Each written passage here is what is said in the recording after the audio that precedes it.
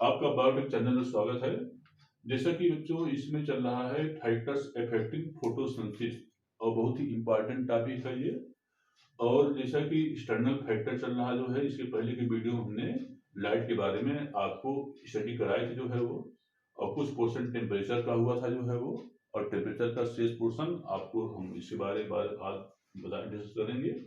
लेकिन स्टार्ट करने के पहले आप इस चैनल को सब्सक्राइब कर लीजिए। इससे फायदा होता है कि हर एक वीडियो आपके पास तक पहुंचता रहेगा, और इसको शेयर कर दीजिए। इससे क्या फायदा होता है कि आपके जो और यार दोस्त होंगे उनके पास तक जो है ये वीडियो बच्चों जो जाता रहेगा। अब आती है जिस समय हम इसकी बात करते हैं फैक्टर्स अफेक्टिंग फोटोसिंथेसिस की और एक्सटर्नल फैक्टर की, इसमें आता है टेम्परेचर। तो टेम्परेचर का कुछ पोर्शन इसके पहले के वीडियो में हुआ था जो है वो। तो बच्चों उसके जीरोफिटिक प्लांट्स माने कि यहाँ तक हुआ था, इसके बाद हम आज डिस्कस करेंगे इसके बाद वाले पोर्शन में। अब आती है कि 10 डिग्री माने कि प्रत्येक जिस समय हम टेम्परेचर की बात करते हैं कि माने टेम्परेचर जो होता है किस प्रकार से फोटोसिंथेसिस को अफेक्ट करता है वो। तो वास्तव में जो जीरो माने कि जो 10 डिग्री सेंटीग्रेड 10 डिग्री सेंटीग्रेड से 30 डिग्री सेंटीग्रेड ताप तक बढ़ाने पर, ठीक है, बढ़ाने पर प्रकाश संश्लेषण की क्रिया जो है दर 2 गुनी हो जाती जो है वो, ठीक है। और इसके बाद क्या होता है कि 30 डिग्री सेंटीग्रेड से भी अधिक जितना तापक्रम होगा, ठीक है, उतना ही अधिक माने कि इससे माने कि जिसे रेट जो होता है इसको Q10 बराबर इसको 2 बोलते हैं जो है वो। माने क्या मतलब कि प्रकाश संश्लेषण की क्रिया जो है 10 डिग्री सेंटीग्रेड से 30 डिग्री सेंटीग्रेड बढ़ाने पर प्रकाश संश्लेषण रेट जो होता है दुगनी बढ़ती जाती है वो। लेकिन इसके बाद बढ़ाने पर जो होता है, शुरू में बढ़ती है वो, उसके बाद क्या होता है हानिकारक प्रभाव पड़ता है, क्योंकि इसमें जो एंजाइम्स होते हैं उन एंजाइम का डीनेचुरेशन माने क्या मतलब कि माने कि समय के साथ साथ जो होता है विघटन माने डीनेचुरेशन होता जाता है। इसे हम क्या कहते हैं, विकृत कहते हैं जो है वो। तो बहुत इंपॉर्टेंट इतना ही इसमें टेम्परेचर के बारे में होता जो है वो।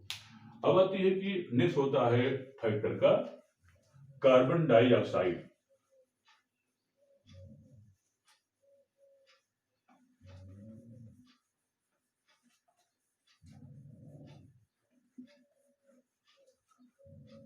नेक्स्ट है कार्बन डाइऑक्साइड।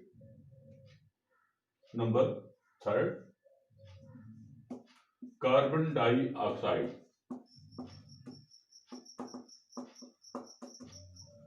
तो बच्चों जिस समय हम कार्बन डाइऑक्साइड की बात करते हैं तो कार्बन डाइऑक्साइड जो है रॉ मटेरियल के रूप में होता है वो। माने प्लांट जो होता है इसे कच्चा माल के रूप में एटमॉस्फेयर से इसको एब्जॉर्ब करते हैं, और एटमॉस्फेयर में इसकी मात्रा जो है 0.0324% के आसपास इसकी मात्रा होती जो है वो। अब आती है कि कार्बन डाइऑक्साइड जो होता है यह मेन सोर्स जो होता है एटमॉस्फेयर में जो है, यह जो है इसका मेन स्रोत होता जो है वो। अब आती है कि माने कि पौधे जो होता है एटमॉस्फेयर से CO2 लेते रहते हैं और फोटोसिंथेसिस में रॉ मटेरियल के रूप में प्रयोग करके O2 गैस का क्या कहते हैं वो निष्कासन होता रहता है जो है वो।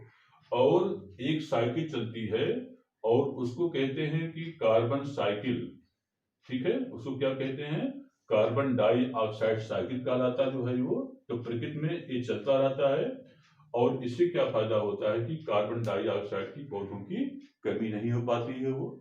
एक इसमें बहुत महत्वपूर्ण पॉइंट होता है और उसको कहते हैं कंपेंसेशन पॉइंट होता है वो, कंपेंसेशन पॉइंट। और इसकी हिंदी क्या होती है वो संतुलन तीव्रता होता है वो। बड़ा इंपॉर्टेंट पॉइंट बच्चों है ये। इसको क्या कहते हैं संतुलन तीव्रता या कंपेंसेशन पॉइंट कहलाता है वो। तो संतुलन तीव्रता या कंपेंसेशन पॉइंट है क्या चीज, मॉर्निंग और इवनिंग में माने सुबह और शाम क्या होता है, माने धूल बेरा सुबह और शाम क्या होता है, जितना फोटोसिंथेसिस में माने जितना प्लांट जो होता है रेस्पिरेशन में कार्बन डाइऑक्साइड को निकालता है वो, उतना ही कार्बन डाइऑक्साइड का उपयोग वो फोटोसिंथेसिस में दोबारा कर देता है वो।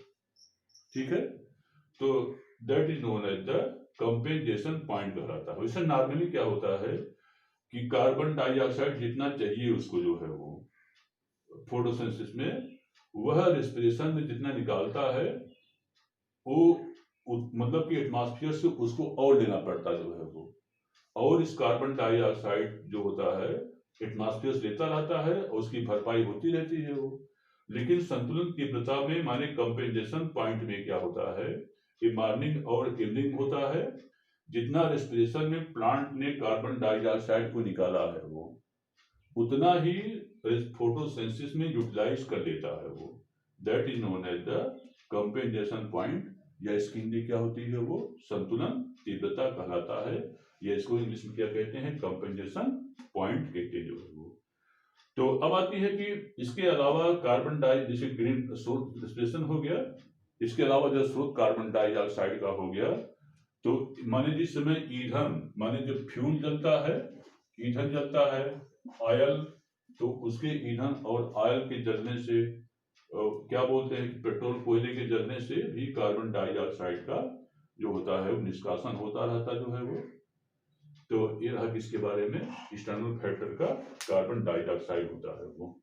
नेक्स्ट आता है बच्चों फैक्टर की बात करते हैं तो वाटर आता है वो।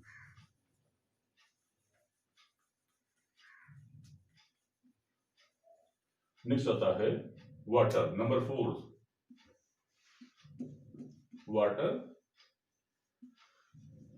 तो एक्चुअली क्या होता है कि वाटर का अगर हम बात करते हैं तो वाटर का जो होता है सोर्स, माने कि वाटर जो होता है रॉ मटेरियल के रूप में, माने कच्चे माल के रूप में जो है प्लांट जो होता है फोटोसिंथेसिस में इसका प्रयोग करता है वो।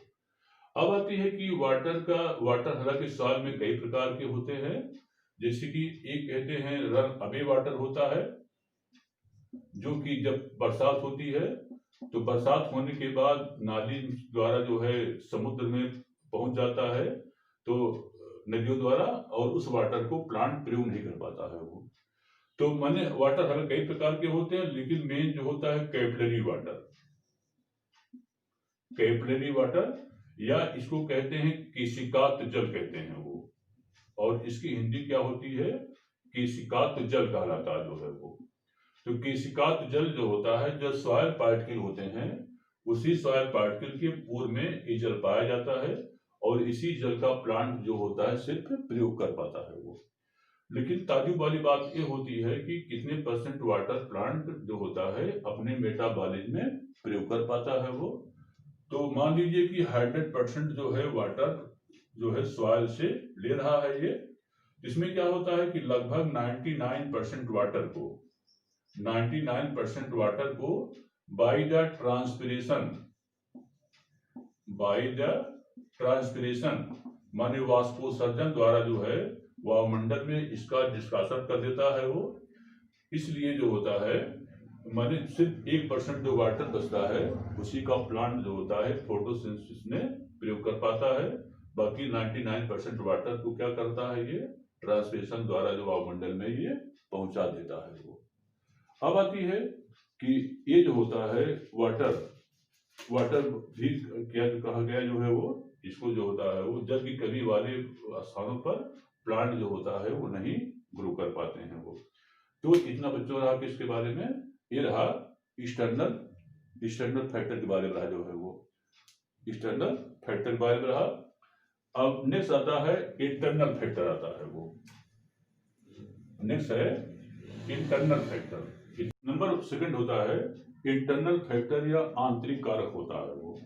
तो आंतरिक कारक में पहला आता है क्लोरोफिल का, क्लोरोफिल या इसको हिंदी में क्या कहते हैं पैडहरिन कहते हैं जो है। तो क्लोरोफिल, क्लोर माने होता है ग्रीन होता है, और फिल माने क्या होता है लीफ होता है। तो प्रकाश संश्लेषण के लिए क्लोरोफिल जो होता है यह बहुत ही महत्वपूर्ण भूमिका अदा करता है वो। तो क्लोरोफिल कई प्रकार के होते हैं, जैसे chlorophyll A, chlorophyll B, C, chlorophyll D और क्लोरोफिल ई। तो क्लोरोफिल ए और बी जो होता है ये ग्रीन प्लांट्स में जो है वो माने क्लोरोफाइसिन मिलता है, क्लोरोफिल ए और सी जो होता है ब्राउन एल्गी मिलता है वो, क्लोरोफिल ए और डी रेड एल्गी मिलता है, और क्लोरोफिल ए और ई जो होता है जैंथोफाइसिन में बच्चों पाए जाते हैं वो। अब आती है कि इटियोलेटेड और इसको कहते हैं पांड्रेटेड, ठीक है।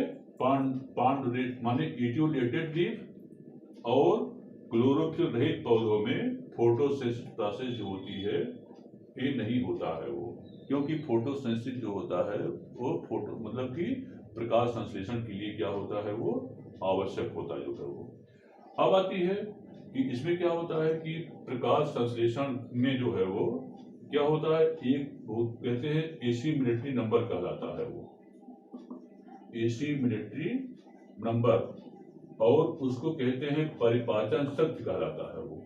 तो वास्तव में एसिमिलेटरी नंबर क्या होता है वो, तो माने कि पौधों में नंबर ऑफ क्लोरोफिल है, प्रकाश संश्लेषण में नंबर ऑफ क्लोरोफिल की प्रति इकाई जो डिस्ट्रीब्यूशन होता है उसी क्या कहते हैं, माने कि कितना क्लोरोफिल है वो और कितना जो है वो क्या बोलते हैं कि फोटोसिंथेसिस हो रहा है वो, उसको क्या कहते हैं एसिमिलेटरी नंबर कहलाता जो है वो। और यह पत्ती के एज के बढ़ने के साथ साथ जो होता है वो बच्चों ये घटता चला जाता है वो। तो नंबर 1 हो गया। और नंबर 2 होता है कोशिका में संचित भोजन की मात्रा, और उसको कहते हैं इंग्लिश में amount of stored food in the cell, amount of stored food in the cell. अब आती है कि अगर फोटो माने कि लीफ में अगर एक ही स्थान पर जो है फूड का स्टोर रहता है वो, तो रेट ऑफ फोटोसिंथेसिस जो होती है घट जाती है वो। लेकिन अगर फूड का ट्रांसफर होता रहता है तो इसमें क्या होता है, तो मतलब कि अगर फूड का ट्रांसफर होता रहेगा तो उसका क्या मतलब होता है कि तो उसी मात्रा में जो होती है फोटोसिंथेसिस जो होती है वो होती रहती जो है वो। और नंबर 3 होता जो है वो, नंबर 3 है प्रोटोप्लाज्मिक फैक्टर, प्रोटोप्लाज्मिक फैक्टर, और इसकी हिंदी होती है जीवद्रव्य कारक, और इसको कहते हैं अननोन फैक्टर कहलाता जो है वो, अननोन फैक्टर, और इसको हिंदी में कहते हैं अज्ञात कारक या जीवद्रव्य कारक कहलाता है वो। तो वास्तव में इसमें क्या होता है कि पौधों को अगर अंधेरे में रखा जाए इसके बाद तुरंत प्रकाश में रख दिया जाए जो है वो, या पर्णहरित बनने के तुरंत बाद ही प्रकाश संश्लेषण की क्रिया जो है वह आरंभ नहीं हो पाती जो है वो, माने कि पौधे कोई अंधेरे में हो उसको प्रकाश में रख दिया जाए, या तो प्रकाश या तो पर्णहरित के बनने के तुरंत बाद जो होता है फोटोसिंथेसिस प्रोसेस जो होती है स्टार्ट नहीं हो पाती जो है वो। और यह अज्ञात कारण, या इसको क्या कहते हैं अननोन फैक्टर, या इसको प्रोटोप्लाज्मिक फैक्टर कहते हैं, माने यह अज्ञात है कि ऐसा क्यों हो जाता है। अब अगला आता है नंबर 3 हो गया, फिर एक इसमें और पॉइंट आता है नंबर 4, नंबर 4 है, और उसे फोर्थ कहते हैं internal structure of leaf, internal structure of leaf माने पत्ती की आंतरिक संरचना। तो पत्ती की आंतरिक संरचना और मतलब कि क्लोरोफिल के वितरण पर भी काफी हद तक फोटोसिंथेसिस का प्रभाव बच्चों पड़ता है वो। तो अब आती है कि पत्ती पर जितने अधिक रंध्र होंगे जो है वो, और जितने अधिक टाइम खुले रहेंगे जो है वो, माने मान लीजिए कि यहाँ पर जो पोर होता है, इस पोर क्या कहते हैं वो, इस पोर को हम स्टोमेटा कहते हैं जो है वो, स्टोमेटा कहलाता है वो। तो स्टोमेटा को अगर देखा जाए तो यहाँ पर 2 गार्ड सेल होते हैं वो, इन्हें हम गार्ड सेल रक्षा कोशिका कहते हैं वो। तो जितने अधिक टाइम तक खुले रहेंगे जो है वो, जितने ही टाइम तक खुले रहेंगे उतना ही अधिक कार्बन डाइऑक्साइड एंट्री करेगा, और जितना ही एंट्री करेगा उतना ही रेट ऑफ फोटोसिंथेसिस क्या होगी बच्चों अधिक होगा। जितना रहा जो है वो फैक्टर के बारे में। बच्चों धन्यवाद, इसको लाइक करना ना भूलिएगा।